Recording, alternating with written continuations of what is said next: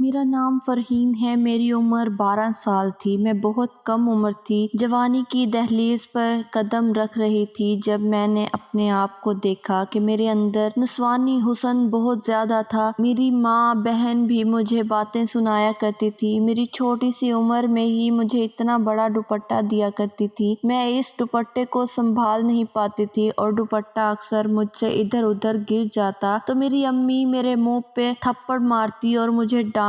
میں حیران ہو رہی تھی کہ آخر کیوں مجھے مار پڑ رہی ہے، میں نے کیا کیا ہے۔ میری اور بھی بہنیں تھیں، میں اپنی بہنوں میں سب سے چھوٹی تھی۔ جیسے جیسے جوان ہو رہی تھی میرے جسم میں کچھ تبدیلیاں آ رہی تھی جو بہت ہی زیادہ عجیب تھی۔ میں نے باقی لڑکیوں کو ایسا نہیں دیکھا تھا، کم سے کم میری عمر کی لڑکیاں تو ایسی نہیں لگتی تھی۔ اب تو میری امی نے کپڑوں کے ساتھ دوپٹے نہیں بلکہ چادریں بنانا شروع کر دی تھی۔ میں نے امی سے کہا کہ مجھے گرمی لگتی ہے۔ امی کہتی تھی کہ گرمی گئی بھاڑ میں، اس چادر سے اپنے آپ کو لپیٹ کر رکھنا، نہیں تو کسی دن تیرے پیچھے کوئی مصیبت ہمارے گھر میں آ جائے گی۔ چاند رات پہ میری ساری بہنیں بازار جانے کا پروگرام بنا رہی تھی۔ میں نے کہا کہ میں بھی چلوں گی۔ انہوں نے کہا کہ نہیں، اس وقت بہت رش ہوتا ہے، بازاروں میں ادھر ادھر کے سارے لڑکے لفنگے آئے ہوئے ہوتے ہیں۔ میں نے کہا تو کیا ہوا، رش میں تو مزہ آتا ہے، میں نے بھی اپنے لیے چوڑیاں اور چیزیں لینی ہیں۔ میری بہن نے کہا کہ تجھے لے کر جائیں گے تو شہر کے سارے لڑکے تیری طرف دیکھنا شروع کر دیں گے اور ہمیں شرمندہ نہیں ہونا، تو گھر بیٹھ، ہم تیرے لیے سامان لے آئیں گے۔ میں اپنے کمرے میں چلی گئی اور پھوٹ پھوٹ کر رونے لگی۔ جا کر آئینے کے سامنے کھڑی ہو گئی، خود کو دیکھنے لگی۔ میرا کیا قصور تھا؟ اگر میں ایسی تھی تو بہت سے ایسے لوگ ہوتے ہیں جن کے ساتھ اس طرح کے معاملات ہوتے ہیں۔ کسی کا قد چھوٹا ہوتا ہے، کسی کا قد ضرورت سے زیادہ لمبا ہوتا ہے، تو کسی کے جسم میں چربی زیادہ ہوتی ہے اور کوئی بہت پتلا ہوتا ہے۔ اگر میرا نسوانی حسن زیادہ تھا تو اس میں میرا کیا قصور تھا؟ میری امی مجھے میری پسند کی کوئی چیز بھی کھانے نہیں دیتی تھی۔ مجھے املی، اچار کھانے کا بہت شوق تھا، لیکن وہ یہ ساری چیزیں مجھ سے دور رکھتی تھی۔ وہ کہتی تھیں پہلے ہی تو نے اپنا کیا حال بنا رکھا ہے، اگر کھٹی چیزیں کھائے گی تو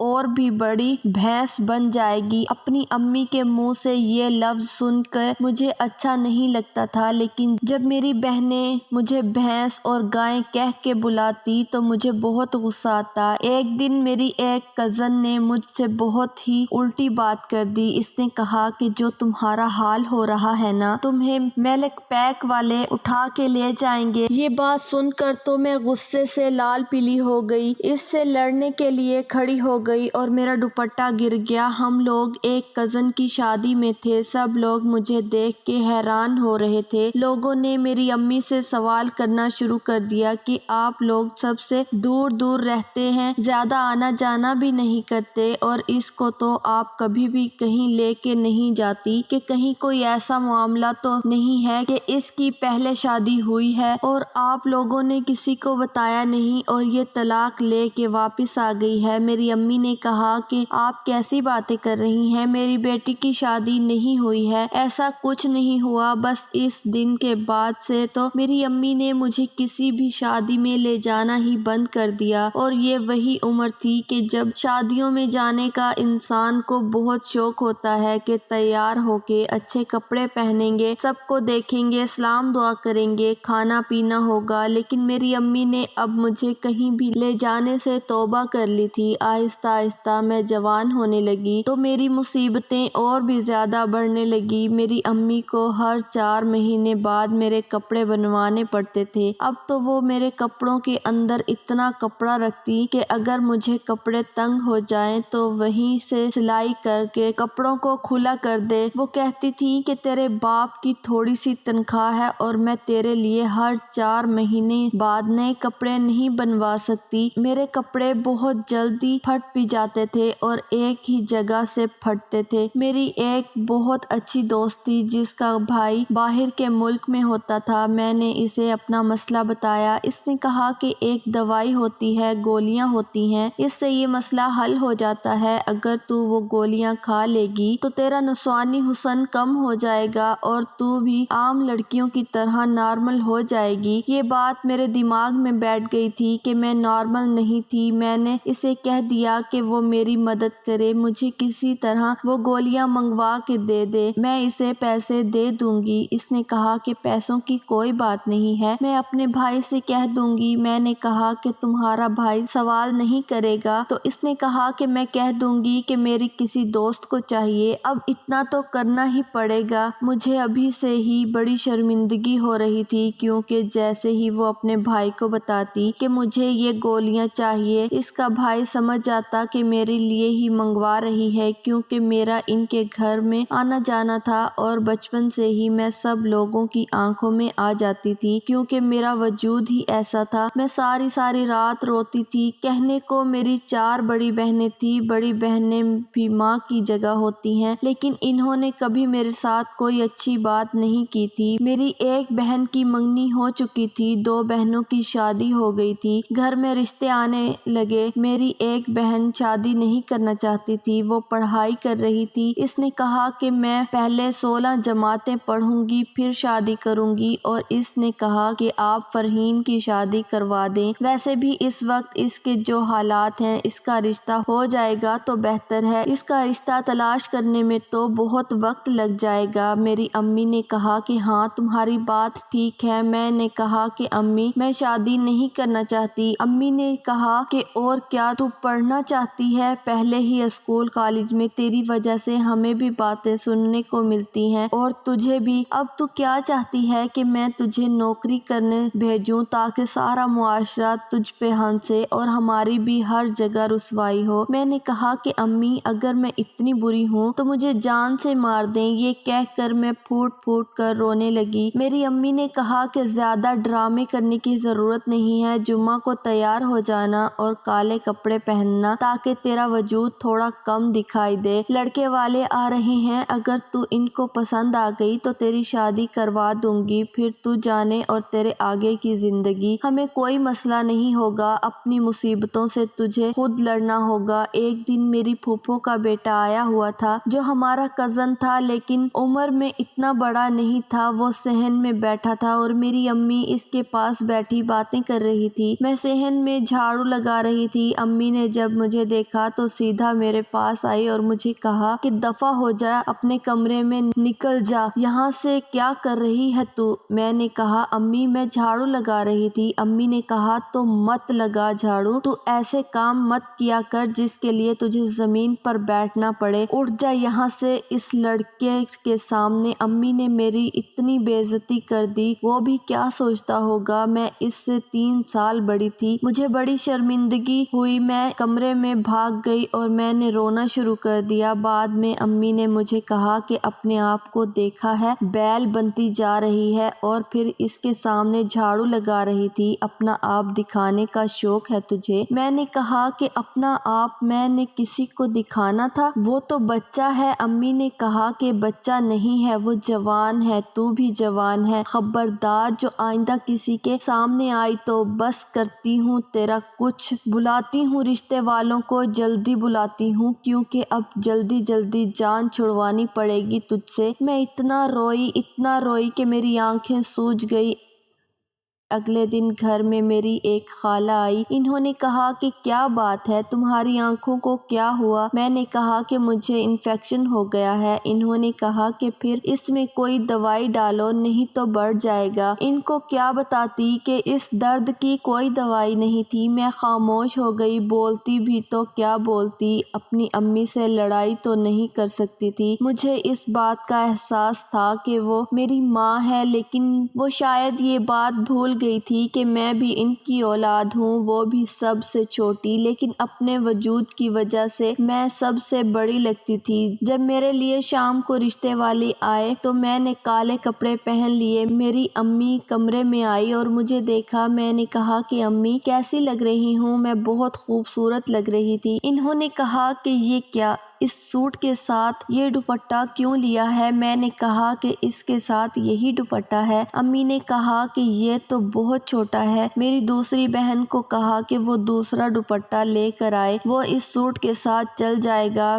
जब मेरी बहन वो दुपट्टा लेकर आई तो बहुत बड़ा था। मैंने कहा कि अम्मी मैं इस दुपट्टे को कैसे संभाल पाऊंगी? अम्मी ने कहा कि संभालना पड़ेगा, अपने आप को छुपा के बैठना, ज्यादा नीचे मत झुकना। मुझे इनकी बातें बहुत अजीब लग रही थी, पर इन्होंने मुझे दुपट्टे में ऐसे लपेट दिया कि बस मेरा चेहरा ही दिखाई दे रहा था और मुझे कहा कि 15 मिनट बाद चाय लेकर बाहर आ जाना। लड़के वाले आ चुके थे, लड़के की माँ, फूफो और दादी आई थी। वो लोग अम्मी से बातें कर रही थी। मुझे मेरी बहन ने आकर खबर दी। इसने कहा कि ये लोग तो जॉइंट फैमिली वाले हैं और इनका घर मर्दों से भरा हुआ है, क्या बनेगा तेरा वहाँ? तुझे तो अपने आप को इस तरह से छुपा के रखना पड़ेगा जैसे पुराने जमाने में मिस्र के लोग किया करते थे, जिसमें सिर्फ इसकी आंखें नजर आती थी। वो बन के घूमना पड़ेगा। वो बुरी तरह से हंसने लगी और इसके हंसने की आवाज मेरे दिमाग में लग रही थी। 15 मिनट के बाद मैं बाहर आई तो जिस तरह से मैं बाहर आई थी, जाहिर है इन्होंने मुझे देख के अजीब सा ही रद्द अमल देना था। पर जब मैं सोफे पर बैठी तो मेरा दुपट्टा थोड़ा सा ढलक गया था। कुछ मैं खुद भी लापरवाह थी और कुछ मुझसे ये दुपट्टा इतना संभाला भी नहीं जा रहा था। इन्होंने कहा कि बहन बुरा ना मनाइएगा, लेकिन आपकी बेटी की क्या पहले शादी हो चुकी है? तो मेरी अम्मी ने कहा कि नहीं, इसकी शादी कहाँ से होगी, ये तो सबसे छोटी है, वो तो चौथी वाली की पढ़ाई चल रही है और वो पढ़ाई में बहुत लायक है, इसलिए हम चाहते हैं कि वो पढ़ाई पूरी कर ले तो इसकी शादी करवा देंगे। इन्होंने कहा ये तो शादीशुदा लग रही है, ऐसा लग रहा है कि इसके 2-3 बच्चे हैं। जैसे दूध पिलाने वाली माँ का हाल होता है, बिल्कुल वैसे ही लग रही है ये तो। कंवारी लड़कियां तो ऐसी नहीं लगती, कंवारी लड़कियां तो दुबली पतली होती हैं। माना कि शादी के बाद औरत का वजन थोड़ा बढ़ जाता है और जिस्मानी साख्त भी बदल जाती है, लेकिन शादी से पहले तो मैंने किसी लड़की को ऐसे नहीं देखा। मेरी अम्मी ने कहा नहीं, ऐसी तो कोई बात नहीं है, हम आपको कसम देने को तैयार हैं, अब इससे ज्यादा और क्या होता है।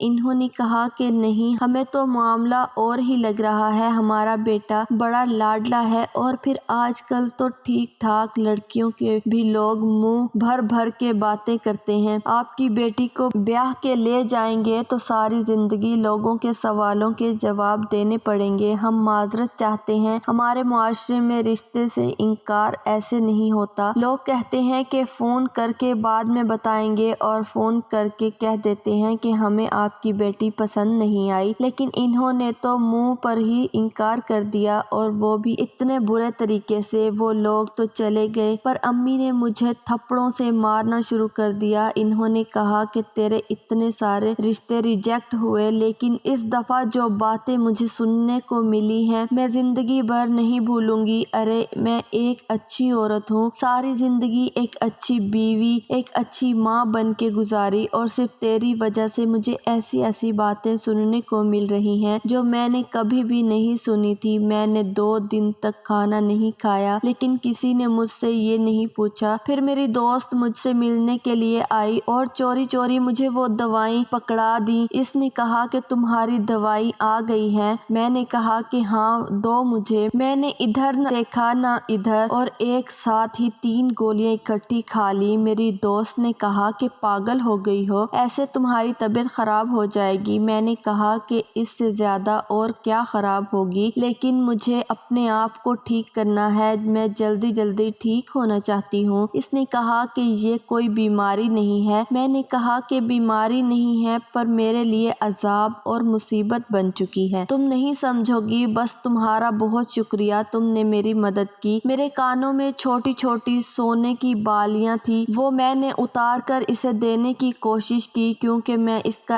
احسان نہیں لینا چاہتی تھی۔ اس نے کہا پاگل ہو گئی ہو کیا؟ نہیں چاہیے مجھے یہ، بس تم اپنے آپ کو سنبھالو۔ میری دوست چلی گئی۔ میں نے اس کے سامنے کچھ گولیاں ایک ساتھ کھا لی تھی رات کو، پھر میں نے گولیاں کھا لی۔ 2 دن سے میں نے کھانا نہیں کھایا تھا۔ میں باہر نکلی تو میری طبیعت خراب ہو گئی اور میں بے ہوش ہو گئی۔ جب مجھے ہوش آیا تو میں اپنے کمرے میں تھی۔ مجھے پتا چل گیا کہ شاید میں بے ہوش ہو گئی تھی کیونکہ میں نے کھانا نہیں کھایا تھا۔ چلو اب تو میرے گھر والوں کو مجھ پہ تھوڑا رحم آ جائے گا، کیونکہ میری طبیعت اتنی بری ہو گئی تھی کہ میں اپنے ہوش و حواس سے ہی بیگانی ہو گئی تھی۔ لیکن جیسے ہی میری امی کمرے میں آئی، انہوں نے میرے منہ پہ رکھ کے تھپڑ مارا۔ میں حیران رہ گئی کہ میں بستر پر پڑی تھی، میری حالت ابھی بھی غیر تھی۔ انہوں نے یہ کیا کیا؟ انہوں نے کہا بے شرم، تجھے شرم نہیں آتی؟ یہ کون سے باہر کے ملک سے تو نے گولیاں منگوائی ہیں؟ کس قسم کی گولیاں ہیں یہ جن کو تو کھا رہی ہے اور انہی کی وجہ سے تیرا یہ حال ہوا ہے؟ اس کا مطلب کہ تیرے ارادے کچھ اور ہیں، تو یہ جان بوجھ کے سب کو اپنا آپ دکھا رہی ہے، بتانا چاہتی ہے کہ تیرے پاس بہت زیادہ مال ہے۔ میں بڑی موٹی تازی لڑکی ہوں، شرم نہیں آتی تجھے یہ سب کرتے ہوئے؟ تجھ سے مجھے یہ امید نہیں تھی، کچھ بھی کیا ہوتا پر یہ سب نہیں کرنا چاہیے تھا۔ اب تو میں امی کی طرف دیکھ بھی نہیں رہی تھی، بس سسک سسک کر رو رہی تھی۔ امی نے وہ گولیاں باتھ روم میں پھینک دیں اور اوپر سے پانی پھینک دیا۔ انہوں نے کہا کہ آئندہ تو نے اگر اس طرح کی حرکت کی تو کسی رنڈوے 4 بچے کے باپ سے تیری شادی کروا دوں گی، پھر سنبھالتی رہنا غیروں کے بچے۔ 2 ہفتے تک پورے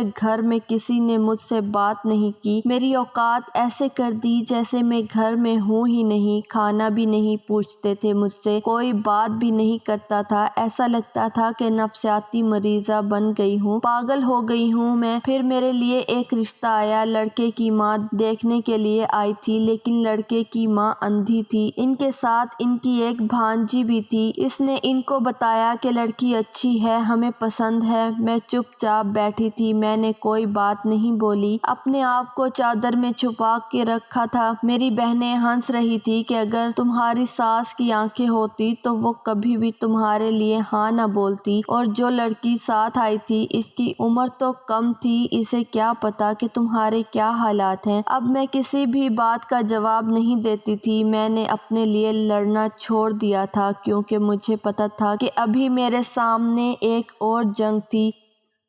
میرے شوہر نے بھی مجھے باتیں سنانی تھی، اس نے بھی کہنا تھا کہ تمہاری پہلے شادی ہوئی ہے، کیا تم بچوں کو دودھ پلاتی رہی ہو یا تمہارے کوئی بچے پیدا ہوئے ہیں؟ مجھے یہ سب کچھ سننے کی عادت ہو گئی تھی۔ جب میری شادی کی تیاریاں ہو رہی تھی تو میرے لیے کپڑے بن کر آ رہے تھے۔ میری ساس بہت اچھی تھی، بہت پیار سے بات کرتی تھی۔ انہوں نے کہا کہ کپڑے پہن کے ایک دفعہ دیکھ لو۔ میری بہن کے منہ سے نکل گیا، اس نے کہا ابھی تو شاید پورے آ ہی جائیں، لیکن بعد میں تو کھلے کروانے ہی پڑیں گے، شاید 1-2 ہفتے بعد ہی کھلے کروانے پڑیں۔ میری ساس نے کہا کہ ایسی باتیں کیوں کر رہی ہو، ضرور مذاق کر رہی ہو، لیکن ہونے والی دلہن کے ساتھ ایسا مذاق نہیں کرتے، ہونے والی دلہن پہ اللہ کا بڑا کرم ہو رہا ہوتا ہے، اس کی شادی ہو رہی ہوتی ہے، جب وہ رخصت ہوتی ہے، جب وہ اپنے گھر میں قدم رکھتی ہے، اس ٹائم وہ جو بھی دعا کرے پوری ہو جاتی ہے، اس کا دل مت دکھاؤ۔ میں نے اپنی ساس کی طرف دیکھا تو میں حیران ہو گئی، میری بہن کی شکل ایسی بن گئی جیسے اس کی بے عزتی ہو گئی ہو۔ پہلی دفعہ ایسا لگا کسی نے میرا ساتھ دیا ہے، لیکن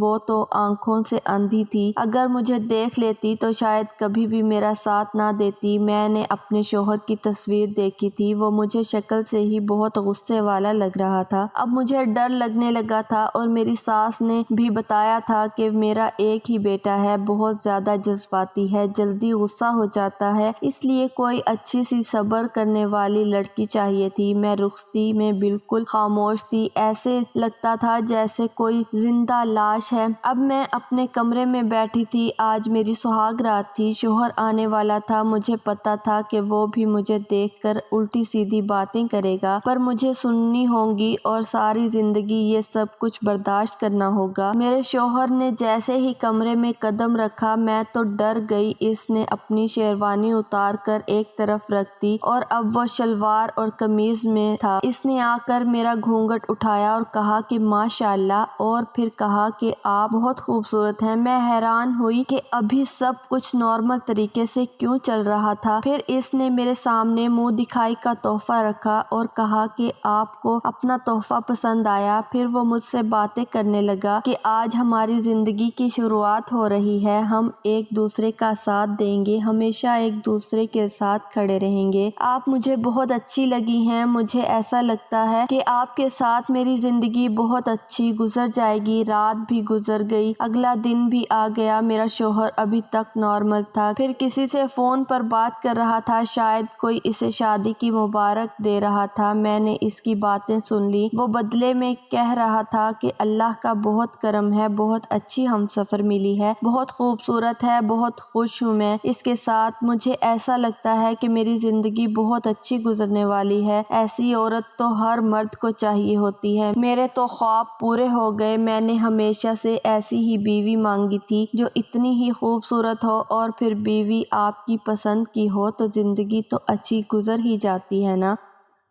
میں حیران ہوئی کہ میں اس کی پسند کی ہوں اور اس کو ایسی بیوی چاہیے تھی۔ شادی کے 3 دن بعد میری امی نے ہم لوگوں کی دعوت رکھی۔ میں اپنے شوہر کے ساتھ گھر میں داخل ہوئی تو میری امی نے فوراً مجھ سے پوچھا یہ کیسے کپڑے پہن رکھے ہیں، اوپر کوئی بڑا دوپٹہ کرنا تھا۔ میں نے کہا کہ اس کی ضرورت نہیں ہے، جو دوپٹہ ہے سوٹ کے ساتھ تھا وہ میں نے اچھے طریقے سے کیا ہوا ہے اور میرے شوہر کو ایسے ہی پسند ہے۔ امی نے مجھے حیران ہو کر دیکھا۔ انہوں نے کہا کہ تیرا شوہر تجھے 1 ہفتے میں واپس چھوڑ دے گا۔ میں نے کہا کہ 1 ہفتے میں کیا، پوری زندگی بھی نہیں چھوڑے گا۔ میرے شوہر نے میری امی کو دیکھا تو کہا کہ کیا بات ہے آنٹی، کوئی پریشانی ہے؟ انہوں نے کہا کہ نہیں بیٹا، ہم کھانا کھانے بیٹھے تو میری باقی بہنیں بھی موجود تھیں۔ میرے شوہر نے ان کے سامنے میری بہت تعریفیں کی۔ اس نے کہا کہ جب سے فرحین میری زندگی میں آئی ہے میری تو زندگی مکمل ہو گئی ہے، میں بہت خوش ہوں۔ وہ میرا بہت خیال رکھ رہا تھا۔ ہم لوگوں نے ایک ہی پلیٹ میں کھانا کھایا، پھر وہ مجھے باہر گھمانے پھرانے لے گیا۔ اس نے مجھے کوئی بڑی چادر اوڑھنے کا بھی نہیں کہا۔ اس کے پاس گاڑی تھی، اس نے کہا گاڑی میں ہی تو بیٹھنا ہے۔ بہت اچھے طریقے سے پیش آ رہا تھا، بار بار میری طرف دیکھ کر مسکراتا تھا، مجھے میرے کان میں کوئی بات کہتا، پھر ہم دونوں ہنستے۔ کبھی مجھے فون میں ہماری شادی کی کوئی تصویر دکھاتا۔ میری امی اور میری بہنیں یہ سب کچھ دیکھ رہی تھی اور ان کے چہرے عجیب بنے ہوئے تھے۔ وہ حیران ہو رہی تھی کہ اس کا شوہر تو اس کو ہاتھ کا چھالا بنا کے رکھ رہا ہے، اور یہ صرف شادی کے شروع میں نہیں ہوا تھا۔ آج ہماری شادی کو 5 سال ہو گئے ہیں اور الحمدللہ میرے 2 بچے ہو گئے ہیں، اور آج بھی میرے شوہر کا رویہ میرے ساتھ ویسا ہی ہے۔ ہم لوگ بہت خوش ہیں۔ شاید مردوں کو ان ساری باتوں سے فرق نہیں پڑتا اور ان کو یہی سب کچھ اچھا لگتا ہے۔ اللہ کا شکر ہے کہ میری ماں اور بہنوں نے تو میرے دل پہ بہت زخم لگائے، پر میرے شوہر نے وہ سارے زخم بھر دیے۔ مجھے اچھا شوہر مل گیا جو میرا بہت خیال رکھتا ہے، اور اس نے آج تک کبھی مجھے ایسی کوئی بات نہیں کی جس کی وجہ سے مجھے اپنا آپ چھوٹا یا کمتر محسوس ہو۔ میں اس کے ساتھ بہت خوش ہوں۔ اس کی ماں ایک اچھی عورت ہے اور اس کی ماں نے اس کی تربیت بہت اچھی کی ہے، اسے عورت کی عزت کرنے والا مرد بنایا ہے، اور یہ کوئی چھوٹی بات نہیں ہے۔ ناظرین کیسی لگی کمنٹ کر کے ضرور بتائیں۔ اگر سٹوری اچھی لگی ہے تو اسے لائک ضرور کیجیے گا اور ہمارے چینل کو سبسکرائب کر دیجیے گا تاکہ اگلی آنے والی ویڈیو کا نوٹیفیکیشن بر وقت آپ کو مل سکے۔ شکریہ، اللہ حافظ۔